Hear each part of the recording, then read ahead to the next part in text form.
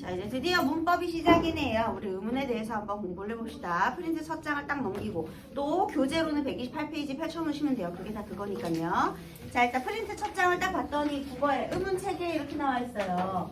자, 그러면 의문의 개념부터 한번 시작을 해볼게요. 자, 의문의 개념. 음소와 운소를 우리가 음운이라고 부르거든요. 음소, 운소 합쳐서 음운. 그러면 음운은 뭐냐?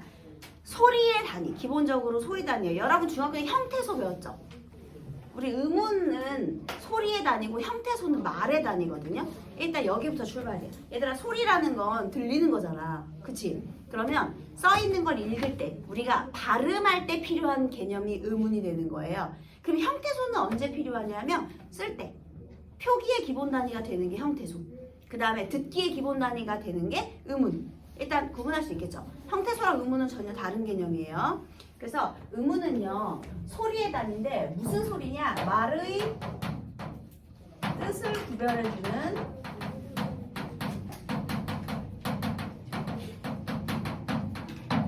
소리의 최소 단위 라고 해요. 그러면 얘들아, 말의 뜻을 구별해준다를 조금 다른 말로 하면 무엇이 되느냐? 의미 분별의 기능을 한다. 이렇게 돼요. 자, 말의 뜻을 구별해준다. 이것은요, 의미 분별의 기능을 한다. 이렇게 됩니다. 의미를 구분해주는 기능, 그게 의미 분별 기능이에요. 어렵지 않죠? 그래서 다시요, 의문의 기능이 뭐라고요? 의미를 구별해준다가 돼요. 그러면 이거를 어떻게 알 수 있느냐면요, 우리 최소 대립상 대비를 한번 보여볼게요.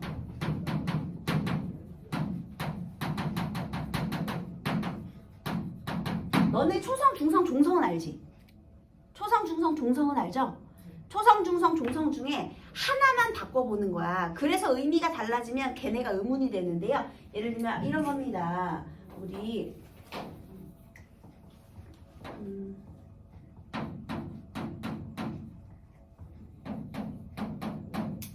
자, 돈하고 돌하고 의미 갖다 달라.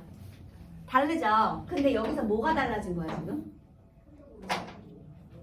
종성인 니은과 리을이 달라지니 의미도 달라졌죠? 그래서 이 최소 대립상 대비라는 건 이 세 개 중에 한 개만 바꾸는 거거든요. 그래서 얘네가 달라지니까 의미가 달라졌다. 그러므로 니은과 리을은 운이다. 이렇게 찾아내는 거예요. 그 다음에 만약에 우리가 거기 지금 초성이랑 중성도 있거든요. 그 18페이지라고 되어 있는 우리 프린트를 보면 자, 물하고 불, 얘는 초성이 다르죠. 그러니까 의미가 달라졌으니까 이 미음하고 비읍도 의문이 되고요. 그 다음에 달하고 돌, 얘는 중성이 다르죠. 근데 그 중성이 달라서 의미가 달라졌으니까 아와 오도 의문이다. 이렇게 보는 거예요. 이게 최소 대립상 대비예요. 자, 얘가 문제로 엮이면 어떻게 되느냐? 보기에 이 물, 그 다음에 그 다음에 달과 돌, 얘가 이제 보기로 나왔다고 생각해봐. 그러면 다음 중 보기를 통해 알 수 있는 의문의 기능은 무엇이냐? 이렇게 나올 수 있거든요. 그럼 뭐야?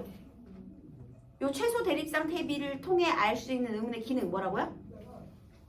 뜻을 구별해 준다가 되는 거예요. 이해됐죠? 애들이 보통 얘를 보기로 주고 이를 통해 알 수 있는 의문의 기능이 뭐냐 그러면 뭘 물어보는지를 몰라서 답을 못해요. 근데 여러분은 이제 알 수 있겠죠? 의미를 구별해주는 기능을 한다. 이렇게 되는 겁니다. 네, 그 다음에요, 음운과 음성이라는 것은 또 무엇이냐를 한번 볼게요. 얘들아, 너네 그거 알지? 우리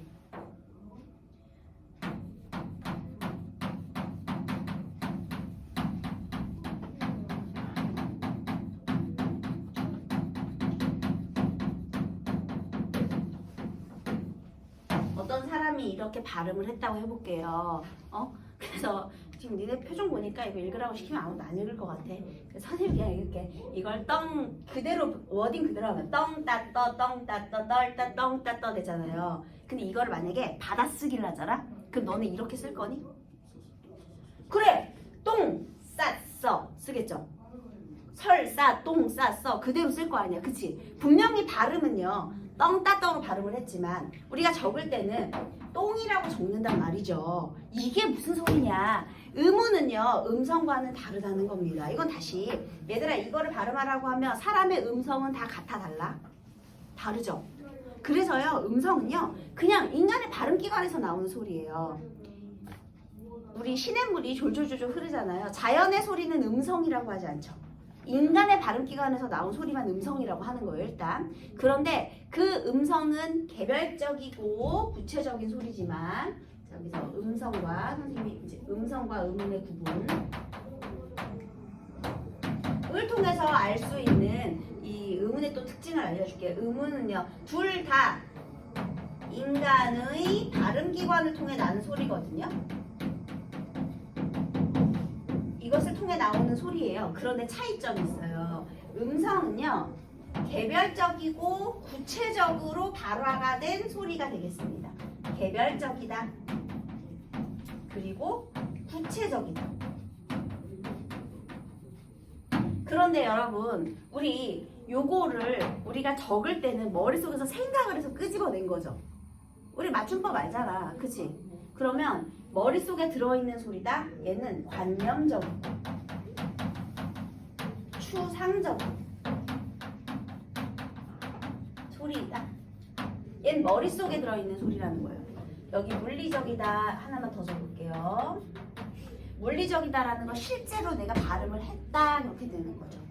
이해됐어요? 왜 있잖아요 여러분. 선생님 부를 때 어떤 친구는 선생님 이렇게 부르고요. 어떤 친구는 떤댄댐 이렇게 부르는 애들 있잖아. 약간 TH 발음하는 애들 있죠. 그 시옷 발음을 TH로 하는 애들. 근데 걔가 떤댄님이라고 발음한다고 나를 불렀다고 내가 이렇게 쓰겠니? 떤댄님 이렇게 안 쓰잖아요.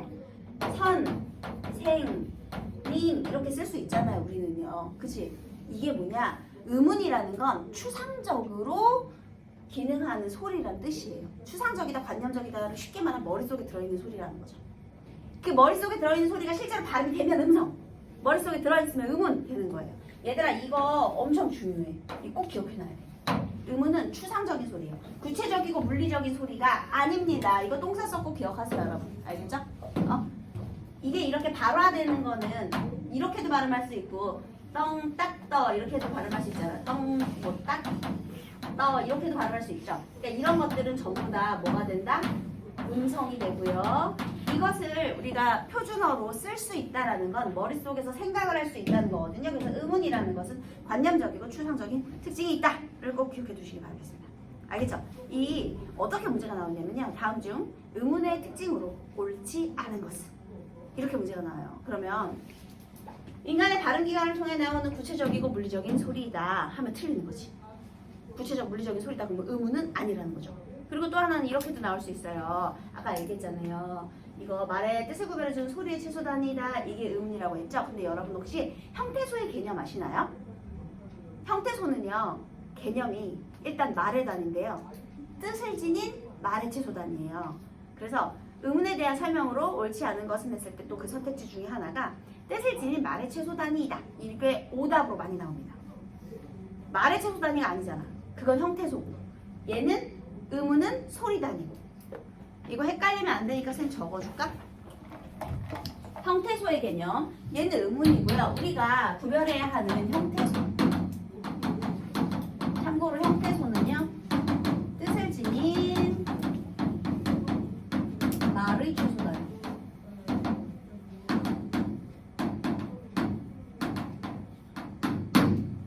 음운하고 비교해야 돼요.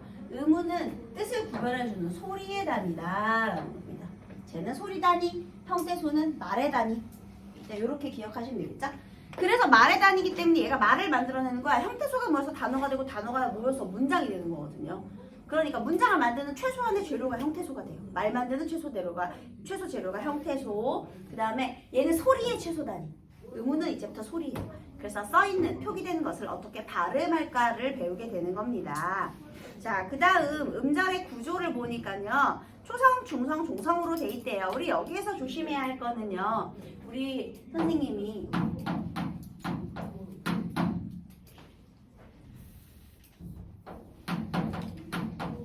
자, 이것은 음운이 몇 개로 구성되어 있을까요? 하진아, 음운 몇 개일 것 같아? 갑자기 그냥 물어보는 거야. 의문 몇 개게? 의문이 몇 개로 구성되어 있을까요? 야, 너 하준이한테 물어봤는데. 땡큐. 세 개예요. 왜 세 개냐? 여기서 지금 얘는 초성, 중성, 얘는 초성, 중성, 종성 이렇게 돼 있죠. 그런데요, 초성의 이응은 의문이야, 아니야? 아니야. 왜냐하면 선생님 이거 지워볼까요? 이렇게 해도 어떻게 발음하죠, 우리는?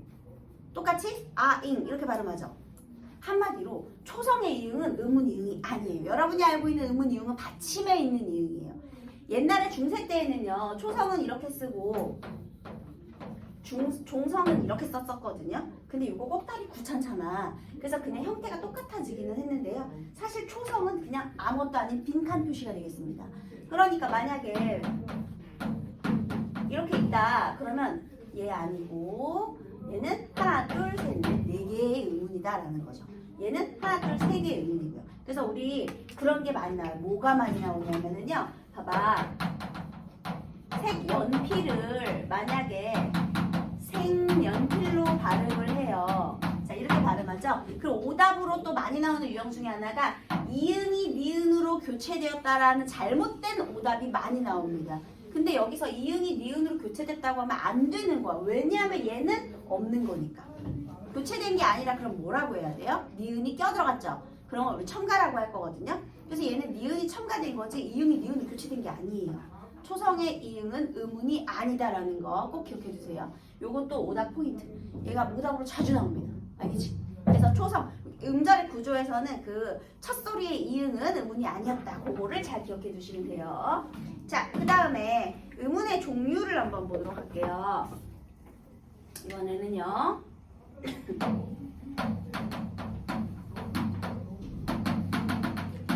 의문을 나누는 기준은요. 소리마디의 경계에 따라서 이게 기준이 돼요. 기준은 소리마디의 경계. 소리마디의 경계가 확실하거나 확실하지 않거나로 나눠지거든요. 소리마디의 경계가 불분명하면 비분절, 나누어지지 않는다 그런 뜻이에요. 비분절. 분절은 나눠지는 건데 나눠지지 않는 것을 비분절 의문이라고 하고요. 소리마디의 경계가 확실해서 잘 나눠지는 것을 우리가 분절 의문이라고 불러줍니다. 비분절 의문의 종류에는 뭐가 있느냐. 예를 들면요, 여러분, 선생님이 눈, 이거 길게 말한 거게, 짧게 말한 거게 모르겠죠? 뭐 0.387초 안에 뭐 발음해야 짧은 소리다 이런 기준이 있는 게 아니잖아. 애매모호하죠. 그래서 눈과 눈은 분명 다른 뜻을 가지고 있거든요. 예를 들면 얘들아, 하늘에서 내리는 눈하고 사람의 눈 중에서 어떤 게 짧은 소리일 것 같아? 이거 맞추기 쉬울걸? 어떤 게 짧은 소리일 것 같아요? 하늘에서 내리는 눈하고 사람의 눈 중에서. 사람의 눈 깜짝할새 이렇게 외우시면 돼요. 사람의 눈은 짧고요. 그 다음에 이 하늘에서 내리는 눈은 펑펑 내지않아. 그게 긴 소리거든요. 그러니까 예를 들면 눈이 내린다 이렇게 말해야 돼요. 눈이 내린다. 그 다음에 눈이 간지럽다 이렇게. 눈을 깜빡였다 이렇게 발음하고 눈이 내리네 이런 식으로. 근데 우리 모국어 화자라서 약간 느낌 있죠. 근데 물론 이 첫 소리 긴 소리가요, 둘째 이하로 내려가면 다시 짧은 소리가 돼요. 그러니까 눈이 내린다, 눈사람을 만들었다 할 때는 긴 소리인데요, 첫눈으로 가면 짧아져요. 그러니까 두 번째 음절 이하에서 다시 짧아지는데 이 긴 소리는 어쨌든 첫째 음절에서만 나타나는 현상이긴 한데요. 중요한 건 비분절 의문의 종류에 뭐가 있느냐, 방금처럼 장단음. 장단음이라는 건 소리의 길이를 말하는 거예요. 그 다음에요, 또 뭐가 있느냐, 너네 우리 가를요 평서형으로 말하잖아요. 그러면 잘가, 가 이렇게 하면 평서형이죠. 이거 의문형으로 하고 싶으면 어떻게 해, 얘들아? 어떻게 해? 의문형으로 끝을 어떻게 해야 돼요? 올려. 가? 하면 의문형이지, 그치? 그 명령형으로 하면 어떻게 하고 싶어? 가! 하면 명령이 되지. 그 다음에 감탄형으로 하면 가! 그 다음에 이게 또 그 청유형도 가능해요. 청유형은 어떻게 해요? 가! 하면 청유형이 되잖아요, 여러분. 자, 지금 선생님이 무엇을 바꾼 거죠? 말의 억양을 바꾼 거지.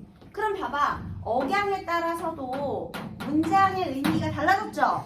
얘는 단어의 의미 구별을 하고요. 얘는 문장의 의미 구별을 하는 거예요. 그래서 우리 지금 현대국어에서는 소리의 길이나 억양을 비분절 의문으로 표시해주고 있습니다, 여러분.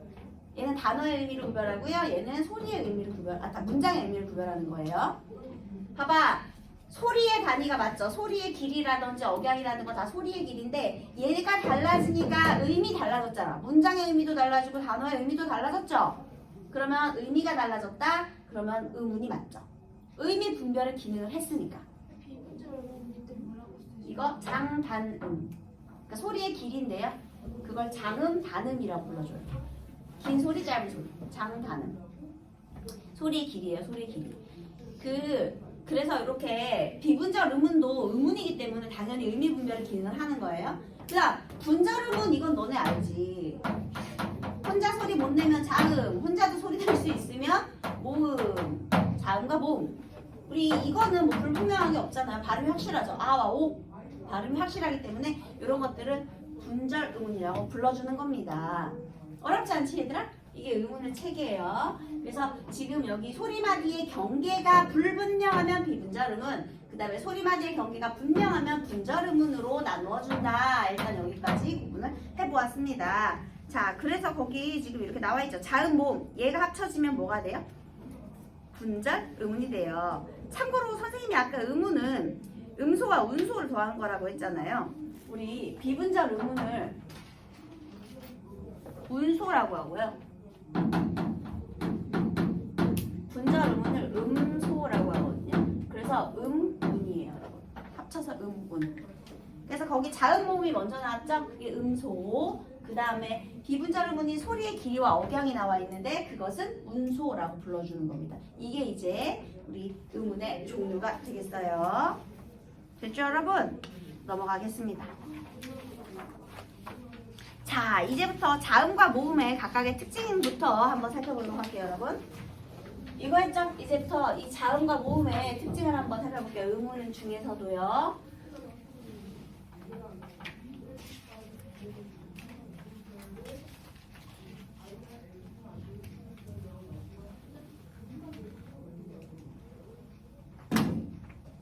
자, 먼저 자음에 대해서 한번 알아보자. 분절 의문 중에서 자음인데요. 얘들아, 우리 이 자음은요, 그 세종대왕님께서 닷소리라고 말씀하셨어요. 자, 이건 아들 자자를 쓰는데요. 이건 한자로 하면 자음이고요. 우리말로 하면 닷소리예요. 어딘가에 닿아서 나는 소리. 자, 어디에 닿느냐? 발음 기관에 닿아서 나는 소리예요. 소리는 공기가 움직여야 소리가 나지. 공기가 진동을 해야 소리가 되잖아요. 그죠? 그 우리 몸에 공기 주머니가 어디 있니? 어디 있어요? 폐 있죠? 폐에 공기가 있잖아. 거기서부터 올라와. 소리가 올라와서 어디에 닿아서 나면 그게 자음이에요. 그럼 모음은 뭐냐? 세종대왕께서 모음은 홀소리라고 하셨습니다. 모음은 혼자서 나는 소리인데요. 이 공기 주머니에서 폐에서 소리가 나오는데 발음기관에 닿아서 나는 게 아니라 방해받지 않고 그냥 나오는 거야. 대신 입술의 모양이나 혀의 위치를 통해서 소리를 바꿔주는 거죠. 아, 오 이런 식으로. 그런데 어딘가에 닿아 나는 소리인 자음부터 한번 볼게요, 여러분. 얘가요, 공기가요, 발음기관에 닿아서 나는 소리예요. 발음기관. 한마디로 장애를 받아 나는 소리. 이렇게 되겠습니다. 닿아서 난다라는 건 장애를 거쳐서 나온 소리잖아요. 이제 혼자 나는 소리는 아니죠? 자, 그 다음에 얘 자음은 반드시 모음과 결합을 해서 쓰이고요. 얘는 초성에도 쓰일 수 있고 종성에도 쓰일 수 있어요. 그건 알죠? 그쵸?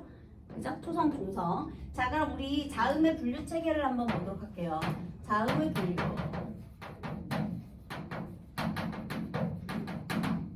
이거 여러분 아마 다 중학교 때 외우셨던 거예요.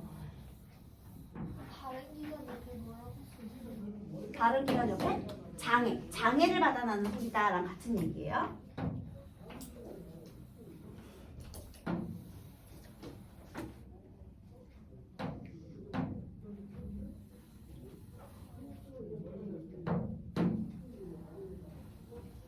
사실 이 표가 여러분 그 128쪽에도 있지만 한 장 넘겨가지고 그 21쪽? 22쪽? 21쪽? 21쪽에도 지금 자음 분류표가 있긴 있어요. 근데 선생님은 이거 보면서 수업 듣는 거 원하지 않아요. 왜냐하면 이걸 외워야 되는 데 있잖아. 이걸 눈으로 이렇게 보면 절대로 안 외워지거든요. 근데 이게 외워지는 방법이 있어. 여기 지금 빈칸 엄청 많죠? 19페이지에 빈칸 많죠? 여러분이 스스로 표를 한번 그려보세요. 줄을 그어서. 그러면 훨씬 더 빠르게 이해가 되고 암기가 돼요. 우리 이거 있잖아요. 6칸 나누시면 돼요. 그러니까 여기는 이제 품목 들어가야 되니까 한 거고, 그 다음에 그러니까 전체 6칸으로 일단 그리시면 됩니다. 여기를 이렇게 나누고, 그 다음에 여기서 5칸 다시 나누고, 또 나누고,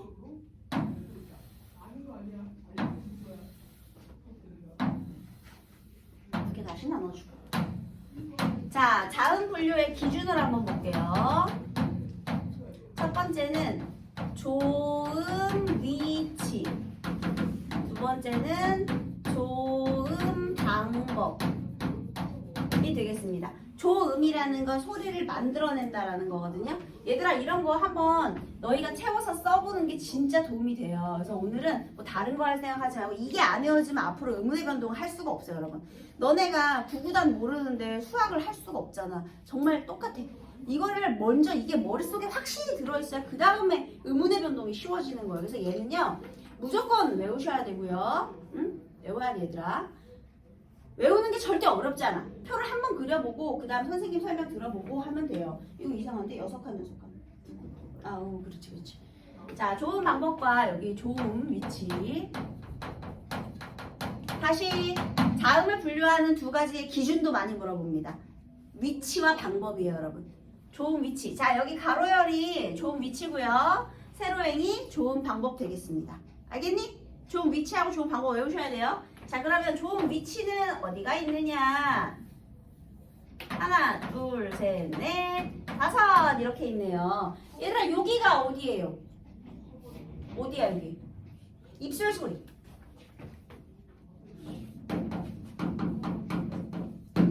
입술 소리. 그 다음에 여기는 어디게? 잇몸 소리인데요. 윗잇몸과 혀끝 소리라고 해도 되고요. 그냥 편하게 잇몸 소리라고 할게요.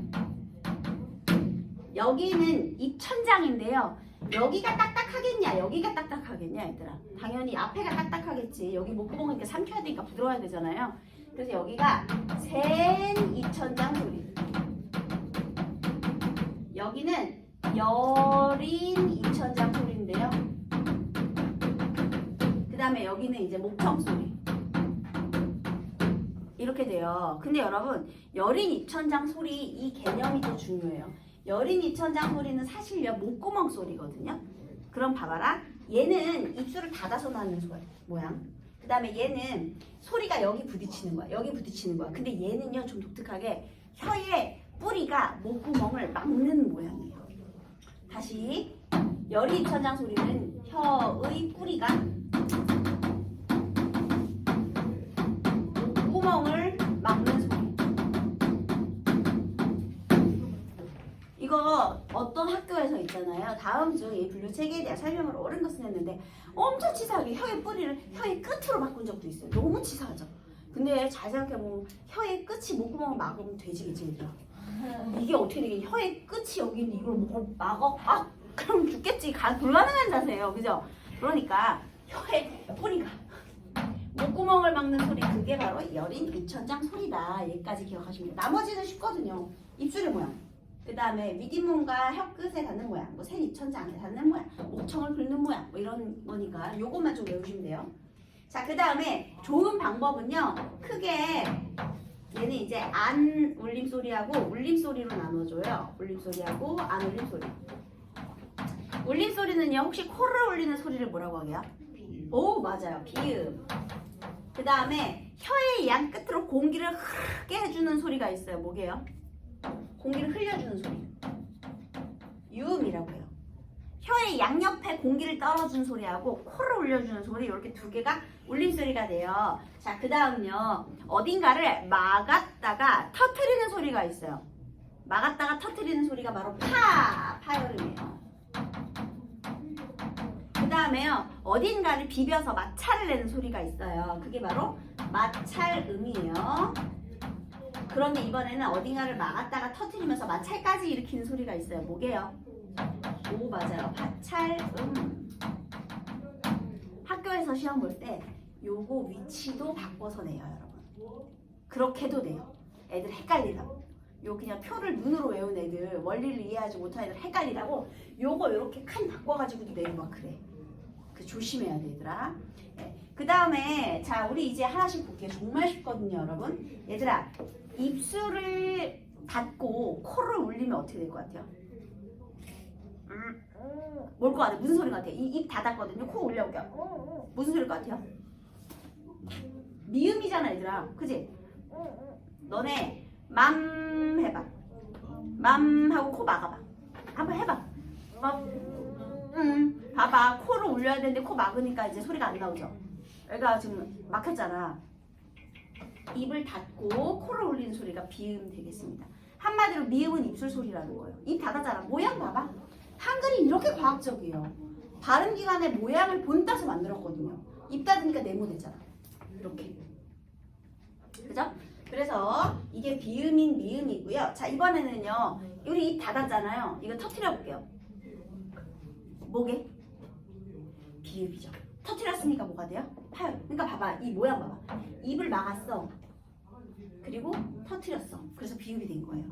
아주 정확한 원리를 담고 있죠, 여러분. 입을 막았다가 터트렸어. 그래서 되는 거예요. 자, 얘는 예사 소리가 오잖아요. 그러면 자연스럽게 뭐 오느냐? 거센 소리와 된 소리도 함께 따라옵니다. 그렇죠? 그 다음에 우리 이제 잇몸 소리인데요. 잇몸 소리에서요. 혀의 끝을요. 여기 잇몸에 대. 그 다음에 코를 한번 울려보겠습니다. 너네 난 있지, 난 했을 때 지금 혀 어디 닿아 있어? 해봐. 이건 해보면 알아. 난 여기 닿아 있지, 혀. 난 여기 닿아 있죠. 자, 이제 코 막고 난 해보세요. 난 봐봐. 막혔지? 이게 비음이에요. 여기서 나는 소리예요. 여기가 미음이고요. 여기가 이제 미음 이렇게 되는 거야. 참 과학적이죠, 여러분? 금방 외울 수 있어요. 자, 이번에는요. 이 지금 여기 혀 끝을 잇몸에 대고 다시 터트려 볼게요. 그럼 어떻게 돼요? 되죠? 이렇게 여기다가 댔다가 터트린 거야. 이렇게. 그래서 디귿이에요. 어마어마하게 과학적이죠? 세종대왕 천재. 그러면 이제 티읕과 쌍디귿이 같이 오겠죠. 예사소리, 거센소리, 된소리. 아직 끝나지 않았어요. 잇몸소리에서 제일 많은 발음이 있는데요. 이번에는요. 여기 혀의 양 끝으로 공기를 한번 여기다가 그 혀를 대고요. 공기를 흘려볼게요. 무슨 소리일 것 같아요? 이게 뭐게? 리을 흐르는 소리. 이렇게 생겼잖아. 그죠? 그래서 혀의 양옆으로. 얘들아, 너네 랄 하고 한번 코 막아볼래? 랄 소리 변해 안 변해? 유음은 비음이 아니에요. 코를 울린 소리가 아니야. 그래서 왜 애들이 그거 많이 하잖아. 야, 너 입 이렇게 입술 닫지 않고 코카콜라 발음해봐. 그럼 애들이 희한하게 발음하죠. 원래 안 닿아요. 원래 안 닿는 소리. 입술이 왜냐하면 코카콜라 안에는 입술 소리가 없어. 입술 소리가 있어. 입술이 닫히거든요. 봐봐. 코카콜라 안 닫히잖아. 그지? 아, 너네 이런 장난 안 해봤니? 안 해봤구나. 그렇습니다. 그래서 여기 입술 소리가 있어. 입이 닫히는 거예요. 알겠죠? 그 다음에 얘는 이제 양옆으로 공기를 흘려주는 건데 랄랄랄랄랄 봐봐. 코 막아도 아무렇지도 않죠. 그러니까 리을은 비음이 아니라는 거. 리을은 유음이에요. 자, 아직도 안 끝났어요. 자, 이번에는요. 혀를 잇몸 끝에 대고요. 그 잇몸 사이에서 공기를 마찰시켜 볼게요. 무슨 소리일 것 같아요? 오, 시옷. 근데 시옷은 우리 거센 소리가 없죠? 얘는 이렇게 된 소리 쌍시옷만 있어요. 시옷은 거센 소리가 없습니다. 그죠? 이렇게 타차름만 빼고 다 있어. 여기서 발음 제일 많이. 그래서 여러분 우리나라 말은요 여기를 되게 많이 써요. 그치? 그래서 있잖아, 외국 사람들이 들으면 되게 조용조용하고 억양이 없게 느껴진대요. 왜냐면 소리가 여기서 다 만들어지거든요. 여기서 다 만들어져. 그런데 우리 영어 발음 같은 경우는요, 걔네들은 구강 구조가 발달했잖아. 약간 얼굴이 입체적이잖아. 걔네는 여기를 다 쓰거든요. 그래서 예를 들면 우리는 놀래면 오 이러지. 오 이러잖아. 그리고 오 아니면 와 이렇게 하잖아요. 근데 외국 사람들은 어떻게 하니? 와우 이렇게 안 하지. 와우 하잖아요. 그 와우 잘 생각해보면 B를 가는 거야. 너네 영어 발음 잘하고 싶잖아? 입을 크게 쓰면 영어 발음 되게 잘하게 느껴져요. 여기서 발음하면 우리말이고요. 여기 뒤를 사용하면 영어 발음, 원어민 발음 되는 거야, 얘들아. 니네가 발음을 할 때 의식적으로 소리를 뒤로 보내. 그래서 여기를 써봐, 여기를. 영어는 여기를 많이 써요. 구강학적으로. 걔네는 원래 이 구강이 이렇게 발달돼 있잖아. 안에가 입체적이잖아, 애들이. 그래서 여기를 많이 써. 그래서 너네가 발음할 때 여기서만 발음하면 콩글리시가 되는 거야. 왜? 우리말은 여기서만 발음하거든. 여기서만 발음해. 주로. 그런데 이제 영어를 쓰려면 혀를 더 뒤로 보내는 거지. 그러니까 똑같은 와우라도 우리나라 발음으로 하면 와우가 되는데 이걸 뒤로 보내면 와우 이렇게 뒤로 보내면 입을 크게 벌리고 뒤로 보내면 그게 이제 원어민 발음이 되는 거예요. 알겠죠? 됐죠? 자, 그 다음에 이 음성학적 특징입니다. 그 다음에 샘 입천장 소리는 뭐냐? 이번에는요 우리 요거부터 해볼게요. 열이 입천장 소리부터 해볼게요. 일단 혀로 목 뿌리를 막고요. 혀의 뿌리로 목구멍을 막고요. 그 다음에 코를 올리면 어떻게 되는지 아세요? 되죠 여러분. 그지? 되죠. 뭐게요? 이응이에요. 얘들아 의문인 이응은 초성에서 쓰인다 안 쓰인다? 안 써. 얘 받침에만 쓰이는 소리예요. 받침 이응이에요. 초성의 이응은 의문 아닙니다. 그래서 니네가 봐봐. 코를 막았더니 소리가 달라졌죠? 달라졌잖아요. 졸지 마시고요. 졸면 안 돼요. 이 별거 아닌 것 같고 되게 쉬운 것 같지만 이거에 대한 이해가 되어야만 앞으로가 가능해. 이거 절대 졸면 안 돼. 그래서 이렇게 얘가 비읍이 되고요. 자, 이번에는요. 혀의 뿌리로 목구멍을 막았다가 터트리면 어떻게 될 것 같니? 이게 혀의 뿌리가 막았거든요. 그리고 터졌어요. 그럼 뭐가 되게요? 기역이 되는 겁니다. 그래서 그가 되죠. 너네 각 해봐. 각 하면 혀 뿌리가 이렇게 목구멍 막고 있지. 각 막고 있잖아. 각 그죠? 분명히 난 했을 때랑 다르죠. 난 했을 때는 혀가 여기 이렇게 있었잖아. 근데 각 하니까 혀가 이렇게 뒤로 가가지고 목구멍을 쫙 막아버렸죠. 각 이렇게. 자, 그래서 여기 기역과 키역 그리고 쌍기역 이렇게 힌트가 되었습니다. 자, 그 다음에는요 혀의 중간 부분을 입천장에 대요. 막았다가요 여기서 마찰을 일으켜주는 거야. 그럼 뭐가 되느냐? 지읒이 됩니다. 볼래요? 너네 지읒 하려고 그러면 일단 이렇게 이거부터 시작이지. 그 다음에 이게 지읒이잖아요 여러분. 그죠? 일단 막았다가 터트리면서 마찰을 일으켜주는 거야. 그래서 여기 지읒, 쌍지읒 이렇게 옵니다. 그리고요 우리 목구멍 긁는 소리 있어요. 목구멍에서 마찰 이렇게 뭐게요? 뭐야? 네 맞아요. 이렇게 휜 하나 있어. 목청 소리 하나 있어. 자, 지금 이게 자음 19개거든요 여러분. 너네 우리 한글 배울 때 기역, 니은, 디귿, 리을, 미음, 비읍, 시옷 이거 배우죠? 그게 14개예요. 14개에다가요 우리 요 된 소리들은 얘를 2번씩 써준 거잖아. 그래서 기본자에서는 빠져 있는데 된 소리가 5개가 있어요. 그래서 그 5개 된 소리 합쳐지면 14개 플러스 5개 해서 19개가 되는 거예요.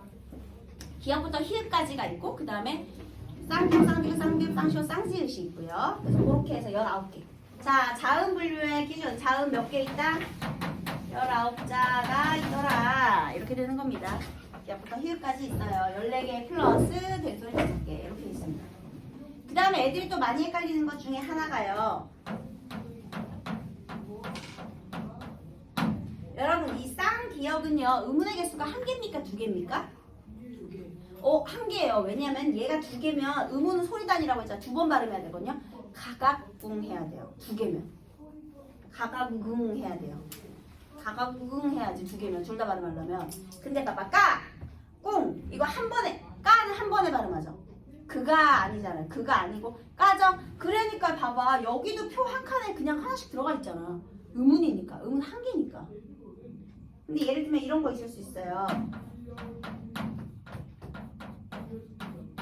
얘들아 이 밟아 이놈은 의문의 개수가 총 몇 개예요?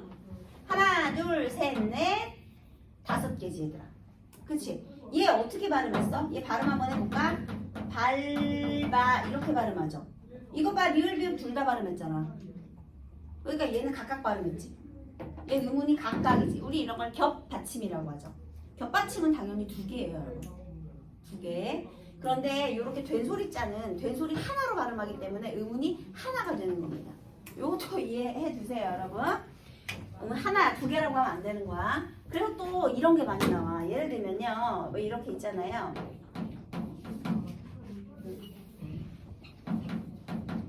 우리 이거를 어떻게 발음하냐면 박 이렇게 발음하거든요. 근데 여기서 얘는 기억이 탈락한 거니 얘들아? 아니지. 쌍기역이 기역으로 교체된 거예요. 하나가 다른 하나로 바뀐 거야. 근데 여기서 애들이 이거를 또 선생님 그럼 얘는요 기억이 탈락한 건가요? 이것도 많이 물어보고요. 이것도 많이 물어봐요. 우리 이거 발음하면 국밥이라고 발음하거든요. 여기서 비읍이 첨가되었다 그러면 안 되는 거지. 비읍이 쌍비읍으로 교체됐다라고 해야지 비읍이 첨가됐다 하면 안 되거든요. 예를 들면